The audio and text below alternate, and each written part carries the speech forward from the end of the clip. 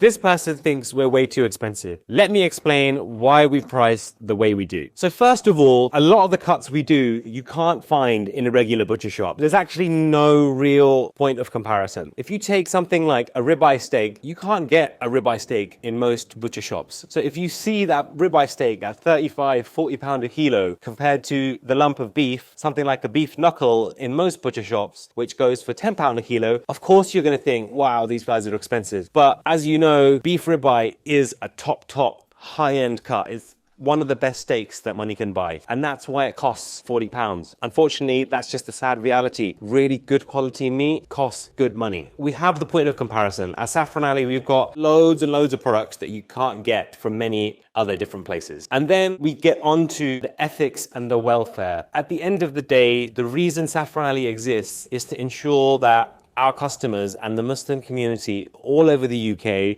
is able to get ethically reared, traceable, really high quality halal meat delivered right to their doorstep. And unfortunately, that just costs money. To make sure the animals are not receiving hormones, antibiotics, making sure that they're fed proper food, that they have adequate space to sleep and move around in, making sure that their transport to the abattoir is not rammed and uncomfortable, making sure that the slaughter process is to all of the halal criteria and requirements and guidelines, making sure that we've got really good quality butchers to prepare everything, and then getting all of that stuff and delivering it directly to your doorstep. Unfortunately, these things, all of it just costs that little bit more. But there are some products, even though we're doing all these things, we're in line. If you take some of our lamb, for example, our lamb prices are very comparable to a high street butcher. And we do that on purpose. We keep the margin slightly lower on lamb because we know that lamb is more expensive in and of itself. Our cultures really enjoy lamb. We really celebrate lamb and have lots of lamb dishes. With lamb,